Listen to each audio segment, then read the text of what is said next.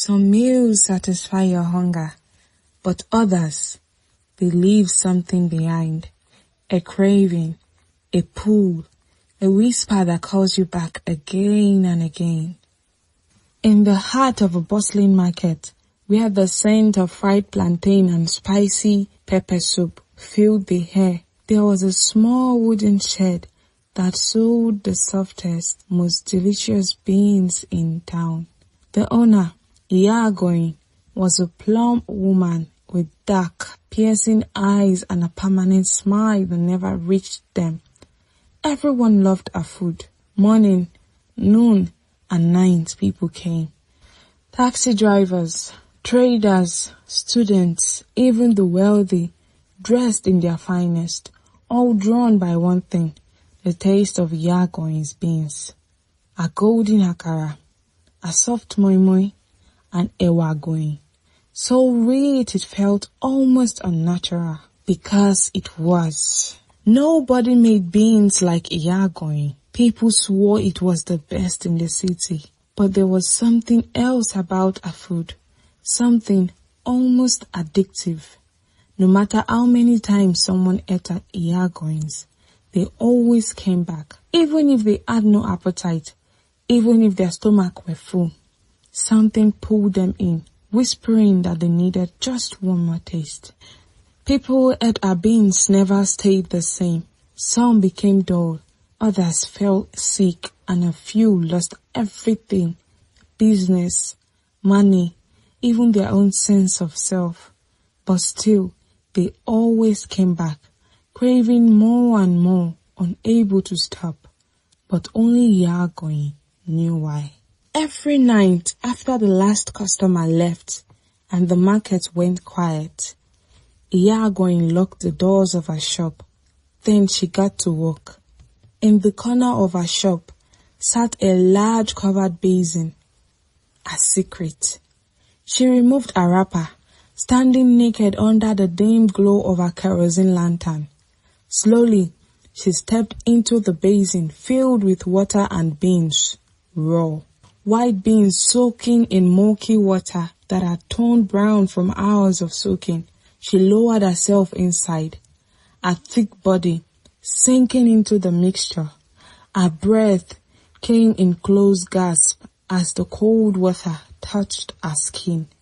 Then with practiced ease, she began to chant, Akonda, Atunda, Awure. Her voice was low, almost a whisper, but the air in the room seemed to shift. Shadows danced along the walls. The flickering lantern light dimmed, as if something unseen was watching, listening. She reached into the water, scooping the bean-soaked liquid in her palms and rubbing it over her body, her arms, her legs, her chest. It dripped down her skin, running in rivulets back into the basin. She dipped her head fully into the water, holding her breath, letting the beans touch every inch of her. Then she spoke again. When I bath in these beans, let them come to me like flies. Let their destiny become mine, and let their wealth become mine. A chill ran through the room. The beans in the basin trembled, as if alive. The water thickened, turning almost jelly-like.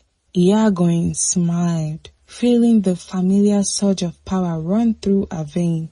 When she emerged from the basin, she reached for a smaller bowl and scooped some of the murky used water. This was the final step. With steady hands, she poured it into the large pot that would be used to cook the beans the next day. By morning, the spell would be complete. People ate Iya Agoyin's beans like they were starving. Some would even push and fight to get a plate. One by one, our customers lost pieces of themselves, their luck draining away, while Iya Agoyin only grew richer, fatter, and stronger. But then, the nightmares began. Customers started waking in the middle of the night, drenched in sweat, their stomachs twisting painfully. They saw things, vision of a dark figure, crouched in a basin of beans, chanting in a strange language. Some claimed they saw Iya Agoyin's face in their dreams, her eyes pitch black, a mouth stretching too wide in an airy grin. A young woman, Bisola, was the first to notice something was wrong. One night, unable to sleep after eating a plate of Iya Agoyin's Ewa Agoyin, she went to the toilet, feeling queasy. As she flushed, she caught sight of something in the water, something pale and soft, floating. A bean skin, she thought to herself. Her stomach turned. She tried to ignore it, but an unsettling thought crept into her mind. Why did it look different? She said to herself. She reached for a spoon, fished it out, and held it under the light. It wasn't just a bean skin. It was peeling human skin. Bisola couldn't ignore the unease settling in her gut. The next day, she decided to find out where Iya Agoyin really got her beans from. That night, she hid in the market, waiting for Iya Agoyin to close her shop. The streets were quiet, the air thick with the scent of dried fish and stale oil. When she was sure everyone had left, she crept toward the buka.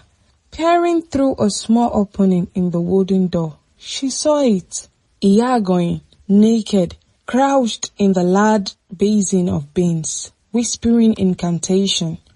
Her wet skin glistened under the lantern light, and her mouth moved rapidly, chanting words that sent shivers down Bisola's spine. Then Iya Agoyin did something that made Bisola's blood run cold. She spat into the water. Then she scooped the dirty bean-soaked liquid and drank it. Bisola let out an involuntary gasp. Iya Agoyin's head snapped. Who is there?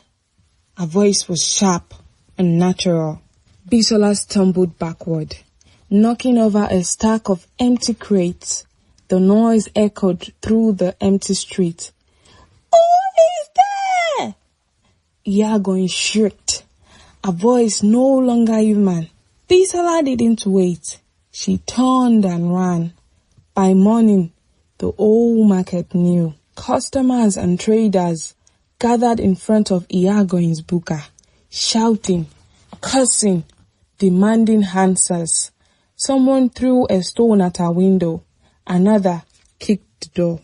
Open this door, witch! Someone shouted.